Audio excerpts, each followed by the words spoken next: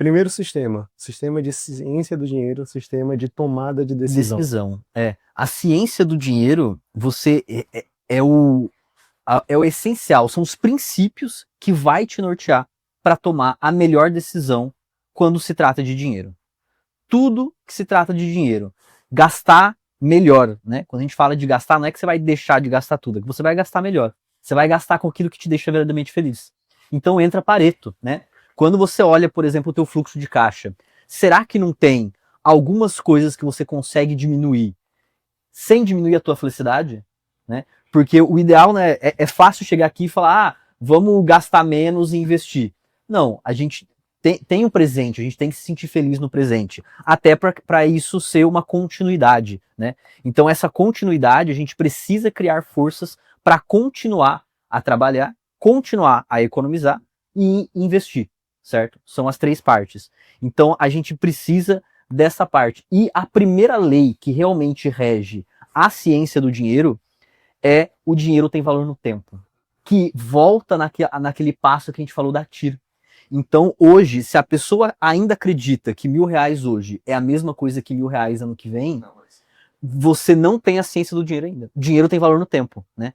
Então, o quanto que vale o dinheiro no futuro e quanto que o dinheiro vale hoje, né? Dinheiro é como mercadoria, ele tem valor. E por ele ter um valor, não é o 10 que está escrito na nota de R$ 10, né? Então, por ele ter valor, a gente consegue comprar e vender esse dinheiro, quando a gente pensa em dinheiro como mercadoria. E aqui está um dos princípios que a gente tem na ciência do dinheiro, que é comprar esse dinheiro barato e vender caro.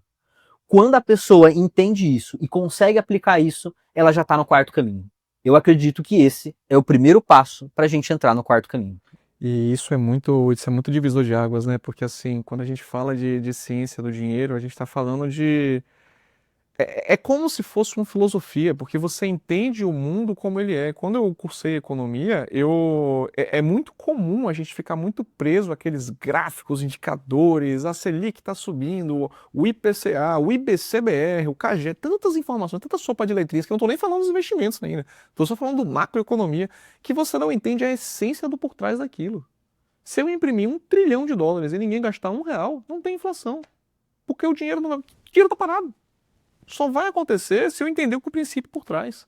E aí, muitas vezes, até puxando um pouco a sardinha para mim, mas a gente ainda vai falar da ciência do dinheiro, quando a gente volta até nos primórdios, todos os clássicos economistas escreveram sobre teoria do valor-trabalho, que é o quê? Eu gasto 8 horas da minha vida para comprar 2 sacos de feijão, por exemplo. Quando você começa a mensurar o dinheiro e o gasto que você tem com o tempo de fato, olhando, poxa, para eu comprar um carro eu estou gastando 15 semanas da minha vida. Pô, começa a mudar a figura, né? Você começa a entender que não é mais dinheiro pelo dinheiro, eu preciso comprar dinheiro barato, vender ele caro, porque é uma equação injusta. Você perder dinheiro, você perdeu tempo. Você ganhou dinheiro não quer dizer que você vai ficar, ele pode perder também, tipo, porque você está mantendo, você está no terceiro caminho. Então você tem que correr contra o tempo para que você acelere o seu ganho de capital, o seu crescimento, que seria a nossa tira, a evolução do tempo, do nosso patrimônio ao longo do tempo, enquanto você corre na corrida da vida. Porque vai ter uma hora que o Warren Buffett nos explicou que não dá mais. Você vai perder capacidade produtiva. E quando você entende que a ciência do dinheiro é sobre a filosofia por trás do dinheiro, é quanto que você está gastando da sua vida para comprar uma garrafa de água, aí muda, velho. Você começa a entender o mundo de verdade, sabe? E deixa de ser só, poxa, eu preciso parar de gastar com café. Você começa a entender que você tem que se qualificar e se preparar para aplicar a forma correta. Então, essa é a beleza. A ciência do dinheiro é fantástico. Perfeito. Outro princípio que rege a ciência do dinheiro, né, é realmente comprar tempo. Quando você faz isso, você está comprando o tempo. E quando você joga o teu dinheiro fora, né, quando você perde o dinheiro, seja para inflação, você está vendendo o teu tempo. Quando você é um vendedor de tempo, você é escravo do dinheiro. É verdade. A ideia é você comprar o tempo. Né? Perfeito, perfeito. E isso não entra nem só quando a gente fala de renda, né? Então, essa visão que muitas vezes a gente pode fazer, que é muito legal, é: vou comprar um iPhone, tá? Esse iPhone são quantas horas do meu trabalho, né? Então, no momento que você para fazer essa pergunta, talvez o seu drive mental, e sem entrar em papo de coach, né, que já é banalizado, já é banalizado, isso já é banalizado, mas você muda um pouco a sua forma de pensar, né, em poxa, será que eu vou realmente gastar ali? E aí você tem que entender, né? E isso entra muito também dentro do sistema de ciência do dinheiro, que é, existem prioridades. Talvez o que é prioridade para você não é prioridade para mim, não é prioridade para o Rodrigo, né? Então cada pessoa tem que entender qual é a sua prioridade. O que não dá é você assumir como uma posição de recompensa. Então, eu trabalhei, eu mereço, porque o que você merece, se você merece tudo, você vai passar a não ter nada, né? Então, esse sistema que a gente tem de que a gente pode passar a utilizar de quantas horas isso equivale, isso pode também ser transformado para otimizar o seu tempo e justamente para você comprar tempo. Poxa, tem uma atividade que eu posso fazer, mas eu poderia comprar, digamos, eu poderia pagar uma outra pessoa para que ela faça isso por mim. Isso me economiza tempo que pode ser relocado dentro de outras coisas que são mais primordiais, né? Então você passa a utilizar muito a cabeça do como que eu posso comprar mais tempo. Exatamente. Sabe o que é interessante, assim, olhando um pouco para o que seria o nosso segundo pilar aqui, que seria a engenharia financeira. A engenharia financeira a gente está sempre olhando para uma grande matriz e tem que ser bem objetiva mesmo, para que você consiga se posicionar e entender o que que eu tenho de ativo, o que que eu tenho de passivo, de fato, seja investimento, seja dívidas, que tipo de dívidas, como são classificadas, se tem multa para sair, se não tem multa para não sair. Existem uma celeuma de figuras aqui que a gente acaba sabendo, mas não sabendo, sabe? Eu sei que tá lá, mas você sabe no detalhe, porque volta para administração. O pessoal das antigas, eu gosto de falar assim, mas é uma brincadeira assim. O pai da administração falou, cara, se não é mensurável, se eu não consigo medir, eu não consigo gerenciar. E às vezes a gente tem a segurança que, poxa, eu ganho bem, poxa, eu faço as coisas acontecerem, mas sempre você fica, pô, mas tá meu dinheiro, onde é que foi? O que que aconteceu? Onde é que eu errei? Esse mês aqui eu vou fazer um negócio aqui, aí parcela e não tem ideia que parcela é um ano da sua vida, bicho. Parcela em 12 vezes, tranquilo. E é assim, fluxo de caixa agradece, sai menos dinheiro hoje para pagar mais, mas às vezes você não tem a engenharia mesmo de dizer, cara, existem uma série de indicadores aqui que você não precisa sofrer para ficar com um indicador super alto para você sentir na pele, pô, eu tô sofrendo. Eu posso te avisar, ó, se você fizer até aqui, você vai ter um problema. Então, calma, vamos entender o que que você tem de ativo, vamos entender o que você tem de passivo, porque você consegue gerenciar a sua vida como eu tenho a ciência do dinheiro, eu sou um cara que eu entendo tomar a decisão, mas até onde eu posso ir, até onde eu posso aplicar os meus mecanismos, meus motores, para que isso gere eficiência para a minha vida e que eu use o tempo a meu favor e não contra mim, né? Então isso eu aprendi e reaprendi, né? Vamos dizer assim, porque eu vim do mercado financeiro, eu vim do mercado de crédito, propriamente dito, e a primeira pessoa que eu vi fazer isso muito bem feito foram os empresários. O cara que tem uma empresa, que tem uma indústria, ele fala, cara, eu vou dobrar minha capacidade produtiva. Ele vai no banco e pega 50 mil reais emprestado. Pô, ele vai pagar juros. Juros do Brasil é demonizado. Como que ele vai pegar juros? Não pode. Não existe sem condição. Vai pagar juros, eu vou fazer tudo capital próprio.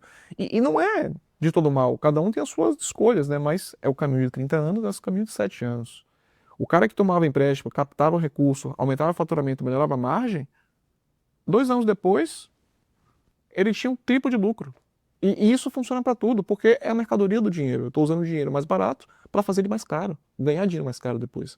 Então, isso é muito forte, isso é muito valioso. E quando eu entrei no banco foi um grande choque para mim, porque as pessoas falavam, ih, vai estar no banco, juro, vai roubar os outros, Deus me livre, né? Mas não, tem gente muito boa e muito preparada, e que é o que acaba perpetuando a riqueza, né? As pessoas têm esse, por falar a palavra de coach, me perdoe, esse mindset que entende que não é pela mercadoria, não é pelo dinheiro. Podia ser sal, antigamente não era sal. Podia ser tulipa, podia ser qualquer outra coisa, mas é dinheiro. E o dinheiro faz mais dinheiro. Se você souber usar a ciência dele junto com a engenharia que vai te permitir falar, daqui tá bom, depois segura um pouquinho, depois a gente recomeça. Você não pode tomar muito risco sem saber o que tá fazendo. Muito bom. E é bom frisar que na ciência do dinheiro, a segunda lei, né, já que eu falei da primeira, é você se tornar um banco. Hoje as pessoas veem o banco como inimigo. E a gente está aqui para mostrar que a própria pessoa pode trabalhar o patrimônio dela como se ela fosse um banco, né?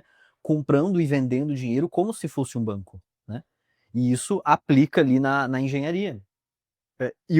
Você falou sobre banco, né? Máximo falou sobre a questão do crédito, né? E dentro do Brasil, como você mesmo falou, o crédito ele é extremamente demonizado, né? As pessoas veem financiamento como algo ruim, veem empréstimo como algo ruim, mas não entendem de fato para que serve, não sabem utilizar. E o que é que você faria se você pudesse encurtar a sua jornada de 30 anos para 7, por exemplo? E o grande ponto não é ganhar mais, não é correr mais rápido, mas sim você saber utilizar as máquinas que você tem, os motores que você tem, então todos os seus 3 motores de construção patrimonial, para entender como você pode gerar uma alavancagem inteligente e encurtar esse tempo de 30 anos para 7. Então, por exemplo, o crédito pode ser uma excelente ferramenta. O crédito também pode ser um grande vilão. Exatamente. O que muda é como você utiliza. Perfeito. E aí tem muita matemática, não matemática complexa, sofisticada, mas aquela matemática que você tem que sentar quando o professor fala, vamos fazer o dever de casa, sentar, entender de fato o que está acontecendo, cara. É aqui, ó. Esse é o seu limite, é aqui que você vai, isso aqui tá agradável, isso aqui não tá agradável. Vamos construir uma forma que seja salutar, porque, querendo ou não, a pessoa que tá buscando já, tá no terceiro caminho, ela vai ter uma renda razoável, ela sabe gerir um pouco do dinheiro, ela só não sabe gerir o dinheiro para que o dinheiro trabalhe para ela efetivamente. Ela sabe perpetuar patrimônio.